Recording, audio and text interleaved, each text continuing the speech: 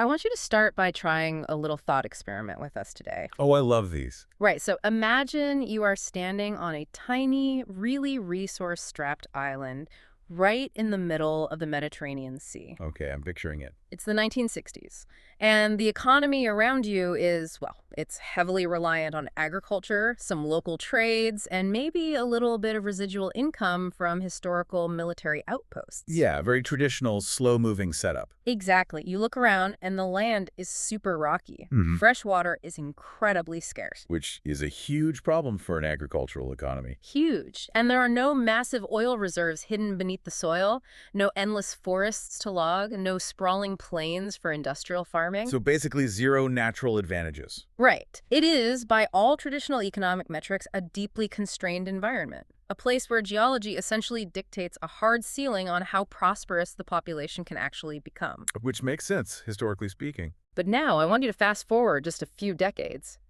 How does that exact same piece of rock transform from a developing, agriculturally dependent hub into a high-income digital powerhouse? It's essentially the ultimate economic locked room mystery. That is the perfect way to describe it. I mean, you have almost zero physical inputs to work with, yet somehow the output completely rewrites the rules of national development. It really does. Usually when we study a nation's leap into immense wealth, there's a smoking gun, they struck oil, or they discovered vast mineral deposits, or they just had millions of acres of fertile land to leverage. But Malta had none of that. None of it. Nothing at all. And that is exactly what we're going to figure out today. Welcome to the Deep Dive. Glad to be here for this one.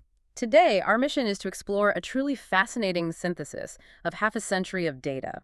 We are diving into the Malta National Development Comprehensive Research Report. Which covers the period from 1960 all the way to 2024. Yeah, and I have to say, the insights buried in this synthesis of World Bank data are just mind-bending. They really are. Yeah. And even the presentation of the report is striking. Oh, yeah. Let's describe that for you listening.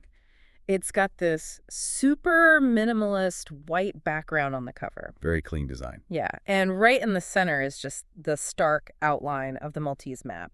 It really promises a multidimensional perspective on economic resilience, service-driven growth, and governance. But, we aren't just going to look at the money today. No, we definitely can't just look at the money. Right, because if we sit here and simply read off a list of raw GDP numbers to you, we aren't actually explaining how a society functions. Or how it evolves, yeah. Exactly. To crack this mystery, we have to connect the dots between 5 distinct dimensions.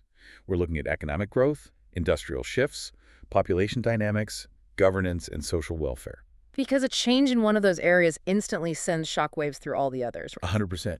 You change the main industry, you change who works, you change the family structure. It is all deeply interconnected. Right, you pull one lever and 3 other things shift. It's a massive living ecosystem. Precisely. But before we can really understand those human and societal changes, we do have to lay down the sheer scale of the financial boom. We need that baseline. Yeah. We need to understand the magnitude of the leap Malta took. When you look at the raw data underpinning this transformation tracking the gross domestic product from 1970 to 2024, it is staggering. It really is hard to overstate. In 1970, Malta's entire economy was valued at roughly $250 million. Which, even when you adjust for the era and the size of the population, is a very modest developing nation baseline. Highly modest. Yeah, they were starting from a position of relative economic vulnerability. But then you follow the trajectory of that wealth to 2024, and the national economy skyrockets to approximately $23.07 billion. Just a massive explosion of wealth. And if you look at the per capita GDP, the actual wealth distributed per person, which is the metric that really matters for quality of life, it has now broken the $40,000 threshold. Which is huge. It firmly, undeniably cements Malta as a highly developed, high-income nation. Right. Okay, let's unpack this, because I know what you might be thinking listening to this. Numbers going up over a 50-year period. That's just normal inflation. Sure, people always point that out. Right. It's global growth. Yeah. Every country's numbers go up over half a century. It feels a bit like celebrating a tree for getting taller. That's a great analogy. So what is actually fueling this specific exponential curve? Because when you visualize the growth on the chart here, it doesn't just slope gently upward, it hockey sticks. Right, and what's fascinating here is that the data actually pinpoints the precise moment that curve steepens aggressively. Oh, really? Yeah, there's this specific upward arrow annotated on the report's line chart right around the year 2004. The velocity of their economic growth just completely changes. 2004. That isn't a random statistical anomaly. That marks Malta's formal entry into the European Union. Ah, the EU accession. Yes. But we have to look at the mechanics of what that actually means on the ground. Right. What does that actually change for a regular business? Well, when a microstate like Malta joins the EU, it doesn't just get a new flag to fly outside government buildings and a seat at a parliamentary table in Brussels. Though I'm sure they like those things too. Oh, definitely. Yeah. But economically, it acts as an unparalleled catalyst that completely alters the trajectory of capital flow. How so? Overnight, Malta went from being an isolated, somewhat localized Mediterranean market to becoming a fully integrated node within one of the largest, wealthiest single markets on the planet. So it's about friction, or rather the sudden absence of it? That is the perfect way to frame it. Think about the friction of international trade prior to the modern era. Okay. You have tariffs, you have complex customs regulations, you have currency exchange risks, you have entirely different legal frameworks for corporate compliance. Just a nightmare of paperwork. Exactly. If a German company wanted to do business with a Maltese company in 1995, there was a massive administrative and financial wall between them. EU accession suddenly smoothed out or eliminated that wall entirely. And when Malta adopted the euro shortly after, in 2008, it further erased currency risk for foreign investors. Because if I'm a French investor, I don't have to worry about the Maltese lira fluctuating against my home currency. I know exactly what my investment is worth. Precisely. When you combine access to the European single market with a strategic geographic location and a unified currency, you aren't just a tiny island anymore. What are you then? You become a highly efficient, frictionless gateway. The EU accession provided the structural trust that global capital requires to flow freely. But hold on, you can't multiply an economy size by a factor of roughly 90 just by growing more tomatoes and selling them to Germany without tariffs. No, you absolutely cannot. That brings us to the actual day-to-day work of the island. Yeah. How did the physical reality of Maltese labor change? Because you can't scale agriculture on a rocky island with no water. You can't. And the historical data tracking the shift from soil to servers tells arguably the most dramatic story of this entire deep dive. From soil to servers. Man, that's a great way to put it. Let's look at how the sector shifted based on this dramatic area stack chart in the report. Let's do it. So the data tracks agriculture, industry, and services as a percentage of the total GDP value. In 1970, agriculture made up about 6.3% of the GDP. Which, 6.3% might not sound like a massive number globally. Right, but in a small economy, that represents a significant portion of the working class population waking up, going out into the fields, and physically working the land. It defines the culture. It was the heartbeat of the island for generations. But by 2023, that agriculture metric shrinks down to almost exactly 0%. Wow. It virtually vanishes as an economic driver. There's even a little circle on the chart highlighting this exact drop. It's totally patched out of the economy. Meanwhile, the services sector absolutely swallowed the economy. The latest data shows services now contribute over 70% of Malta's total GDP value. And we really need to drill down into what services actually means here because it is a famously broad term. Yeah, it could mean anything from fixing cars to banking. Exactly. It can mean someone cutting hair in a local salon, or it can mean a multinational investment bank. To understand the engine of modern Malta, we have to look at their service export structure. Right, because a local haircut doesn't bring new capital into the country. Exporting a service does. Spot on. That is where the real wealth generation occurs. And the data shows a massive explosion in information and communication technology, or ICT. Around 2004, there's that year again, communication, computer, and information services made up less than 10% of their service exports. Which is pretty low. Right, but by 2022, that number had surged to a staggering 50.4%. Half of everything they are exporting in the service sector is digital and informational. That is just wild. Plus, you see this parallel synergistic growth in insurance and financial services. Let's contextualize what that actually looks like for a Maltese family. Please do.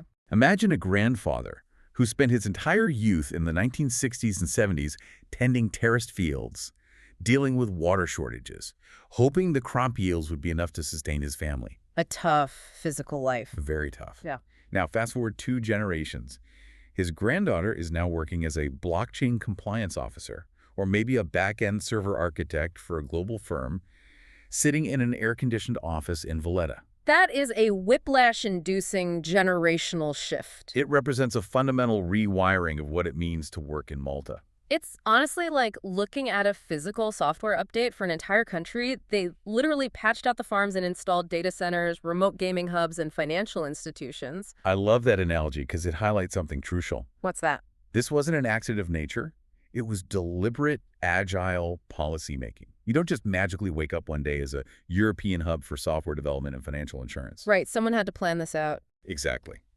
The Maltese government looked at their physical constraints, no natural resources, incredibly limited landmass, and realized their only viable export was intangible value. Because you can't put a data packet on a shipping container. Right. So they utilized highly competitive tax incentives and created a regulatory environment specifically tailored to attract digital industries. I know remote gaming like iGaming, online casinos, and sports betting is a massive sector there. It's huge.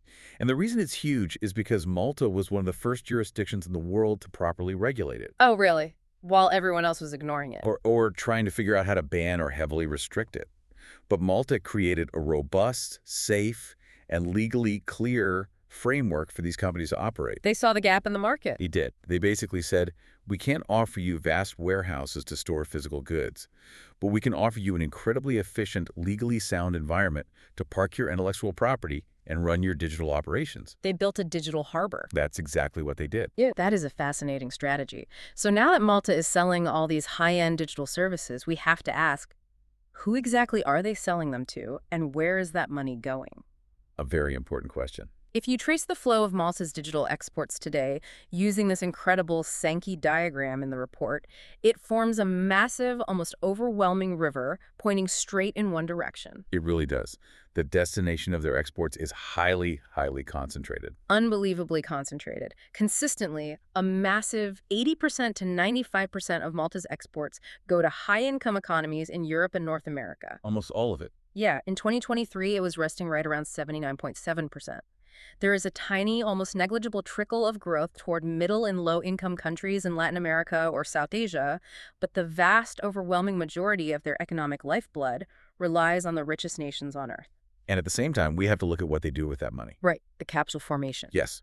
The data on capital formation, which basically means domestic investment into physical and digital infrastructure, shows a significant jump as a percentage of GDP after 2015. Sitting at around 21.5% in 2023, right? Exactly. So they are making all this money from Western Europe and North America and pouring it back into their own island's infrastructure. But I have to push back on this strategy a bit. Go for it. Because from a traditional investment standpoint, isn't it incredibly dangerous to have your entire economy tethered so completely to the whims of the world's richest nations? Definitely sounds risky. I mean, if Europe or North America sneezes, doesn't Malta catch a severe economic cold? It feels like they've built a beautiful, high-tech glass house in a neighborhood where they don't control the weather. That is the classic vulnerability argument, and on the surface, it makes total sense. Hyper-concentration in high-income markets introduces severe exposure. Right. If your only clients go bankrupt, you go bankrupt. Exactly. But if we connect this to the bigger picture, we actually have historical stress tests to look at to see how this theory plays out in reality. Oh, true. The report highlights a very specific turbulent period on the timeline with a red circle. Let me guess. The 2008 global financial crisis. You got it. The ultimate sneeze. The moment the global economy effectively went into cardiac arrest. Right. So during that period, you would expect a microstate entirely dependent on European and American capital to absolutely collapse. The capital flight should have been immediate and devastating. Did it happen? The data shows something entirely different. When you track Malta's domestic total savings and its adjusted net national income, which is a fantastic metric, by the way. it really is because it measures real wealth accumulation by factoring in the depreciation of capital over time. Anyway, when you look at that, you see remarkable resilience. Oh, how did they survive it? What we find is that their incredibly strong domestic savings buffer, combined with the inherently sticky nature of the services they provide, allowed them to weather the global storm far better than many of their larger European neighbors. Wait, let's slow down there. What do you mean by sticky services? Okay, let's compare two different types of exports. If your country's primary export is luxury automobiles and a global recession hits, people stop buying your cars immediately. Right, they just delay the purchase. Exactly. That is a highly elastic demand. Your factories stop, your workers get laid off. Makes sense. But if your country is hosting the data centers, providing the back-end financial compliance, and running the remote servers that European businesses rely on to function on a daily basis, Oh, I see where you're going with this. those aren't luxury purchases. That is critical infrastructure. Ah, right. A German bank can't just turn off its compliance software backend to save money during a bad quarter. Precisely. They might freeze hiring, they might cut executive bonuses, but they have to keep the servers running. They have to maintain their digital infrastructure. So Malta's specific flavor of service exports proved to be surprisingly durable. Incredibly durable. Their trade strategy wasn't just about targeting rich countries. It was about embedding themselves so deeply into the vital day-to-day operations of those rich countries that they became indispensable. That is a brilliant distinction. So they've built this incredible economic engine. It's digital, it's integrated with Europe, it's highly resilient, and it's generating immense wealth. It's a powerhouse. But an engine of that size requires fuel. And in a highly specialized service economy, the fuel is human beings. Yes. Human capital. You need highly skilled, highly educated workers to write the code, audit the finances, and manage the servers. But when we look at the demographic data underneath this economic miracle, It looks a bit concerning, doesn't it? yeah, it looks like Malta is quite literally running out of people. This is the pivot point in our deep dive. This is where the narrative shifts from an unmitigated triumph of economic engineering to a very serious existential structural warning. Let's look at the population demographics, comparing the 1960 pyramid to 2023. It's a stark contrast. In 1960, the population demographic looks like a traditional pyramid. It has a very wide base. The 0 to 14 age demographic made up 35.6% of the entire population. Lots of kids, lots of future workers preparing to enter the economy. But by 2023, that 0 to 14 demographic has plummeted to just 13%. A massive drop. The base of the pyramid has essentially collapsed inward. Meanwhile, the top of the pyramid has swollen dramatically. The elderly dependency ratio, which is the ratio of older, non-working dependents to the active working age population, has trended dangerously upwards. It's a huge shift. It rose from a very manageable 12.6% in 1960 to a crushing 30.3% in 2023. We need to spend some time unpacking the mechanics of that threat, because the demographic winter, as economists often call it, is arguably the single most potent threat to Malta's continued prosperity. What's the main issue there? You have two massive forces colliding here. First, you have an impending severe squeeze on labor supply. In an ICT and financial hub, you need young, adaptable minds entering the workforce constantly to keep up with technological shifts. Right, tech moves fast. Exactly. If your youth population is shrinking from roughly 35% down to 13%, your native innovation pipeline is evaporating. And on the flip side of that equation, you have that ballooning 30.3% dependency ratio. Yes. That represents a massive compounding burden on the state's pension system and its healthcare infrastructure. It's just simple math at that point. Exactly. Let's look at the math. As the working age population shrinks, fewer people are paying the income taxes required to support a growing population of retirees. And those retirees are living longer, right? Right, meaning their medical care is becoming increasingly complex and expensive over a longer period of time. It is a mathematical vice grip on the state budget. It really makes you wonder. I mean, for you listening right now, think about your own country's workforce. Yeah, it's a very common trend. If you are in the United States or the UK or parts of East Asia like Japan and South Korea, you're seeing this exact pattern in your own communities. Does the success of reaching high-income, highly developed status inevitably breed this exact demographic trap? It feels like a cruel irony. Right. The moment a society becomes wealthy enough to theoretically provide perfect, safe conditions for raising children, the economic structure becomes so demanding and expensive that people simply stop having them. It is the great paradox of modern economic development.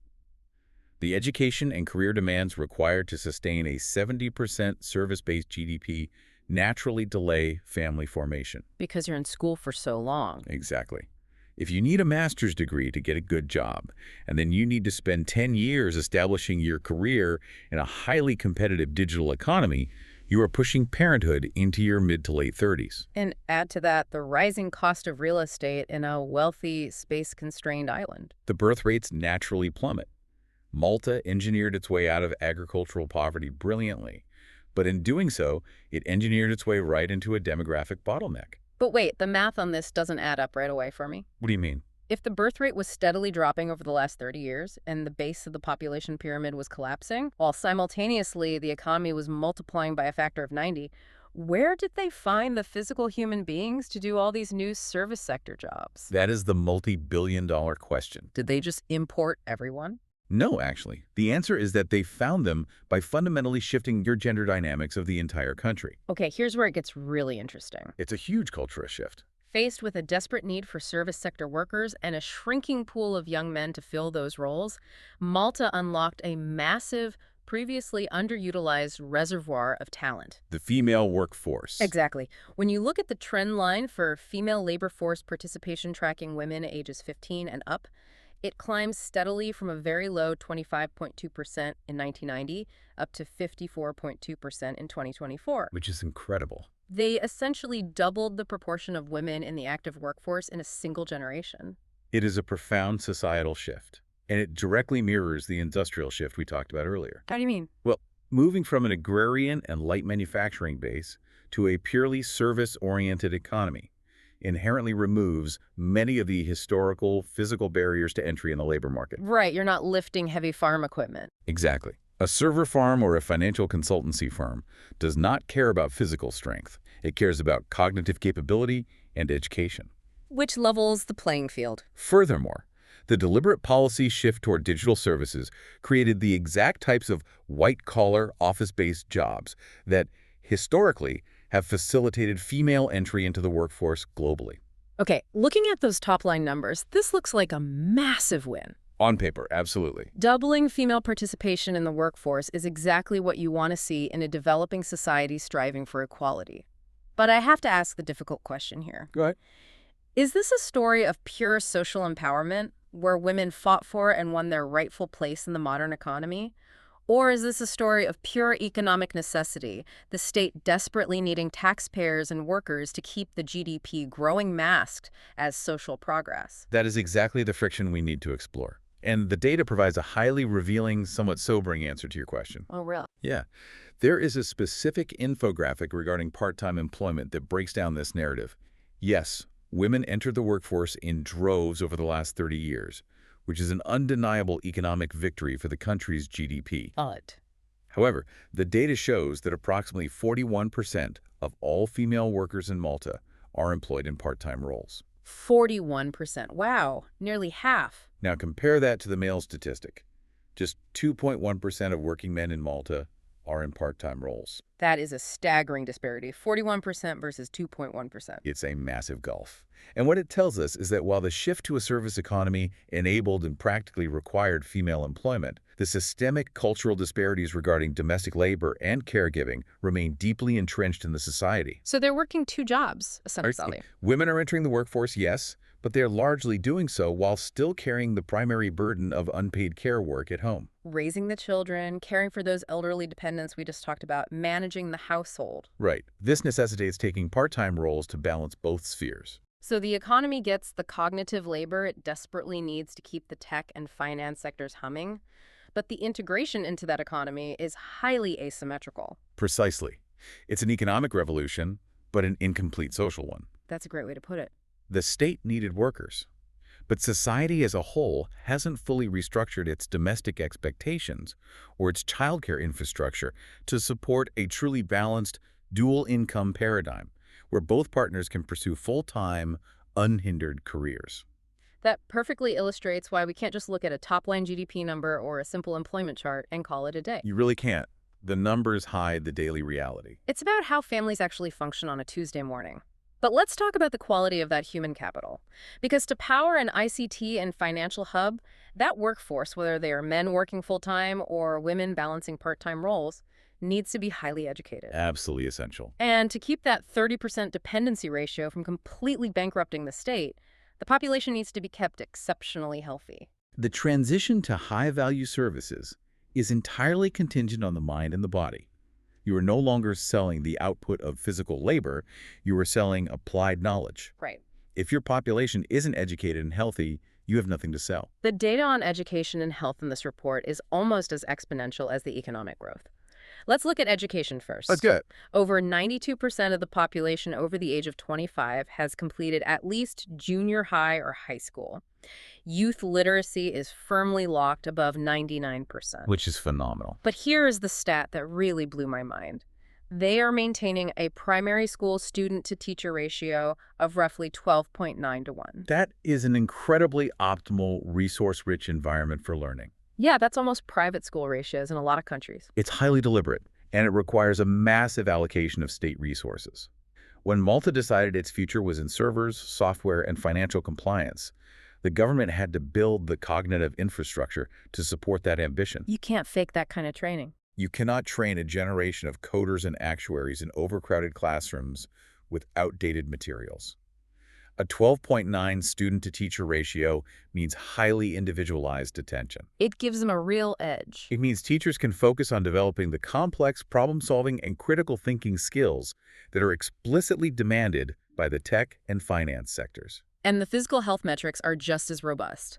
We are talking about a society where life expectancy leapt from 70.1 years in 1960 to around 83 years today. Just a massive increase in quality of life. That places them among the longest living populations on Earth and perhaps the most vital indicator of a nation's baseline development child mortality under 5, plummeted from 38.6 per thousand down to just 5.6 per thousand. This health revolution isn't an accident either. It is supported by a world-class, intensely funded medical system. Right. The data notes they have 4.5 doctors for every 1,000 people. To put that in perspective for you listening, that density of medical professionals is higher than many of the world's richest, most established superpowers. But wait, how does a country with no natural resources, starting from a $250 million economy, afford to train and retain 4.5 doctors per 1,000 people? It's a huge upfront cost, yeah. Medical school is incredibly expensive. Yeah. Building state-of-the-art hospitals is incredibly expensive. Did they just borrow heavily? They viewed health and education not as social welfare costs, but as core economic infrastructure. Ah, okay. Investing in human capital building schools, training doctors, ensuring clean water and sanitation wasn't just a moral choice for the Maltese government.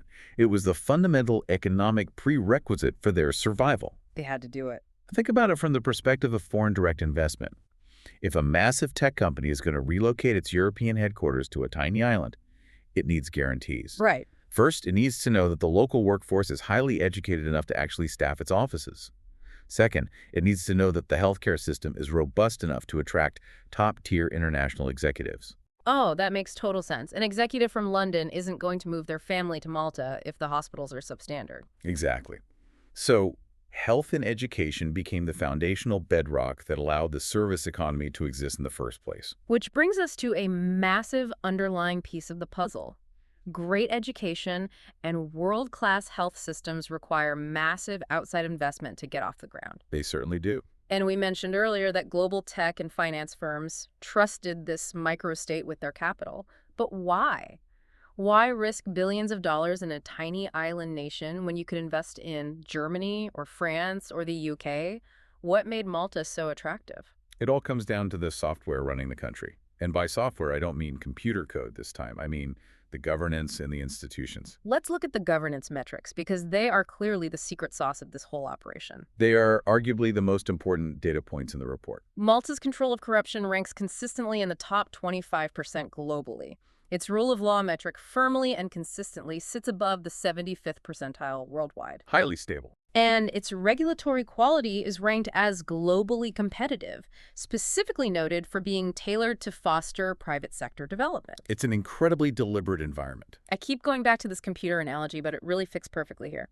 Malta essentially built itself to be a specialized operating system for international business. That's exactly what it is. It works, and it attracts massive capital precisely because the code, the laws, the court system, the corporate regulations is incredibly stable, it's virtually bug-free, and it's entirely predictable. Right. Businesses hate unpredictability. If a corporation invests $1 billion in Malta today, they know the rules of the game aren't going to change arbitrarily tomorrow based on the whim of a politician. This raises an important question about the nature of economic growth, specifically non-symmetrical growth. What do you mean by non-symmetrical? Well, we historically assume that countries get rich because they have a physical advantage. They have oil fields or vast tracts of timber or millions of acres of arable land. They pull wealth out of the ground. Like we said at the start, yeah. Malta has absolutely none of that. For a tiny microstate, its institutions are its natural resources. The rule of law is their oil.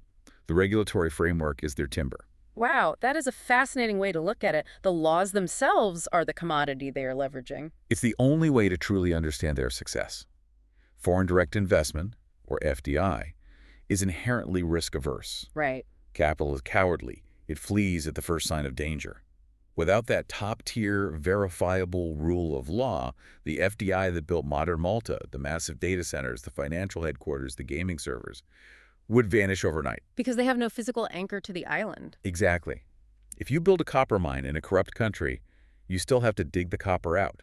You are stuck there. You can't just email a copper mine to another country. Exactly. Yeah. But if you build a digital headquarters and the host country suddenly introduces corrupt policies or the court system fails, you can move your entire operation to another jurisdiction with a few keystrokes. Just migrate the servers and you're gone. The capital flight would be instantaneous. Therefore, Malta's immense prosperity is entirely 100% maintained by the absolute integrity of its legal and regulatory institutions. The moment those institutions degrade, the economic miracle evaporates. But incredible wealth, an imported digital economy, an aging population, and massive foreign investment. All of this has to have a stress point. It always does. You can optimize the laws and the software all you want, but at the end of the day, Malta is still a physical rock in the Mediterranean. It has physical borders.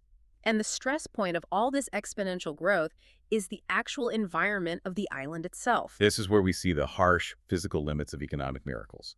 You simply cannot expand an economy by a factor of 90 and dramatically increase the standard of living without putting a terrifying strain on the local ecology. The environment metrics we have here are incredibly stark, particularly regarding resource scarcity. Yeah, this part of the report is pretty heavy. This is the stat that really gave me pause.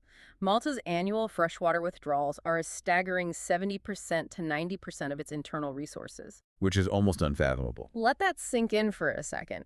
They are pulling almost all the naturally available water out of the environment just to keep society running. And naturally, to fuel all this new infrastructure, the greenhouse gases from the power sector have climbed significantly since the 1970s. When you have 70% to 90% freshwater withdrawal, you are operating on a razor's edge. Absolutely. It means they have fundamentally outgrown their natural hydrology. They are heavily reliant on highly energy-intensive desalination plants to produce drinking water from the sea. So they are effectively trading energy for water. That is the exact dynamic. It creates a terrifying water-energy nexus. A water-energy nexus. Yeah, their water security is directly, inextricably tied to their energy imports.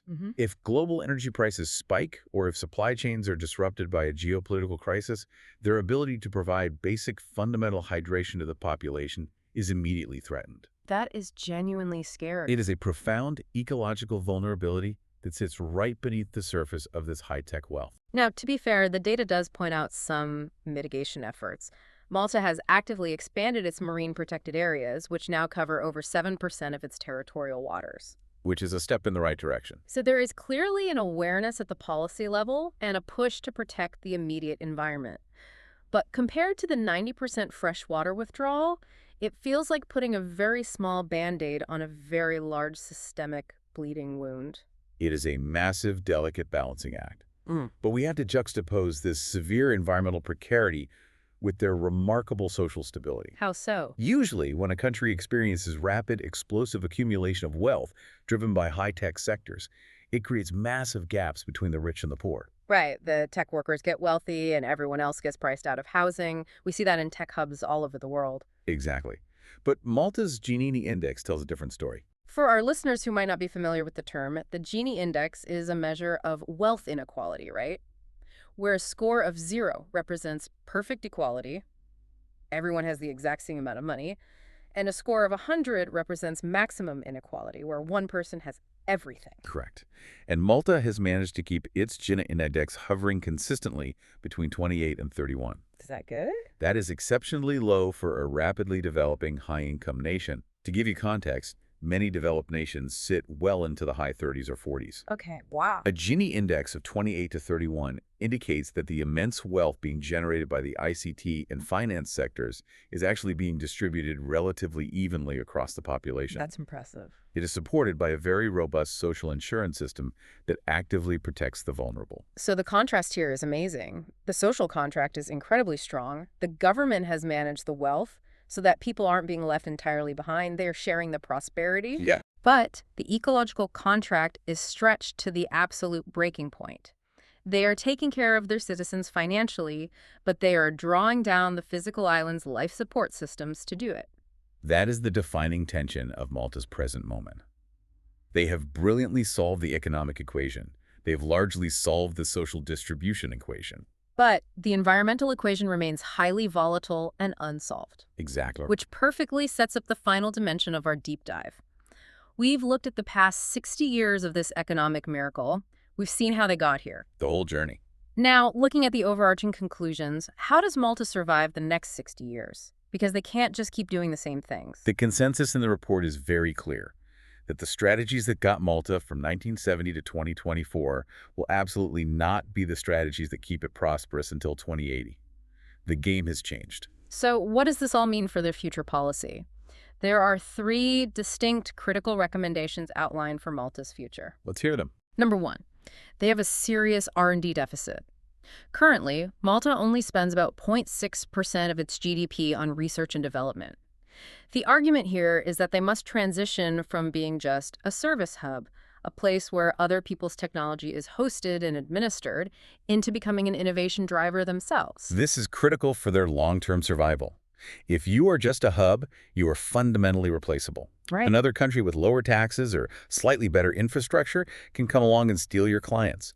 You can be replaced by a cheaper, more efficient hub. Because it's a race to the bottom. Precisely. Yeah. But if you are generating the patents, creating the new software architectures, driving the intellectual property, you become indispensable. You own the game. Yes. An R&D spend of 0.6% is dangerously low to sustain a true knowledge economy in the long term. They need to invest in native innovation so they own the technology rather than just renting the server space for it. That makes total sense.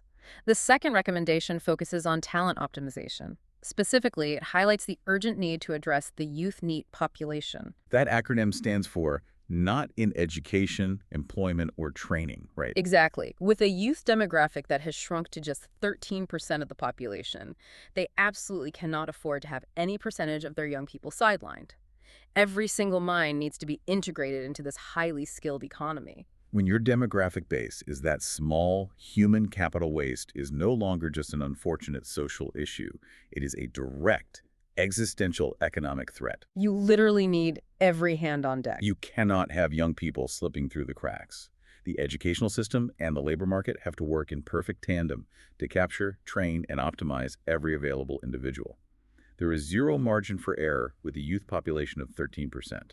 And finally, the third recommendation addresses the massive elephant in the room, environmental sustainability. The water-energy nexus. Exactly. There is an urgent need to accelerate the transition to low-carbon energy to relieve the intense ecological pressure we just talked about.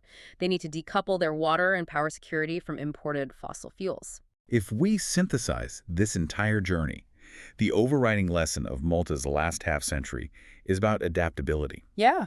The leap from a developing agrarian society to a developed service economy requires one specific set of skills: attracting foreign capital, educating a baseline workforce, and building trustworthy legal institutions. Which they nailed. They did. Yeah. But staying at the absolute top of the high-income bracket, especially while facing severe physical and demographic constraints, requires an entirely new toolkit. A paradigm shift. It requires continuous native innovation. It requires absolute ruthless efficiency in how you manage human capital. And it requires engineering a truly sustainable relationship with the physical environment before the water-energy nexus collapses. It's an incredible story of transformation, but it's clear the work is never actually finished. The operating system always needs the next update. That is the reality of global economics. Yeah. You adapt or you regress. There is no standing still. Well, we want to thank you, our listener, for joining us on this deep dive into Malta's truly remarkable socioeconomic evolution. It's been a fascinating look at the data. We've covered a massive amount of ground today, from the complete collapse of agriculture to the explosion of digital services, the deep demographic shifts happening within families, and the fragile ecological balance holding it all together. It's a lot to process. But I want to leave you with one final thought to mull over as you go about your day. We started by picturing this tiny, resource-strapped rock in the Mediterranean. With no water and no oil. Right. If a microstate with almost zero natural resources, facing severe water shortages and geographic isolation, can engineer its own economic miracle by completely rewriting its societal DNA, shifting its entire population from the fields to the servers, and transforming from single-income households to a dual-income workforce, what does that mean for larger, resource-rich nations? That's the real question. When major superpowers with vast land, oil, and populations claim that their economies are simply too big to change, or that shifting to a new industrial model is impossible, is that really true? Or is it just a lack of imagination? I think the data shows us it's entirely a question of institutional willpower versus physical resources. A profound thought to end on. Until next time, keep diving deep.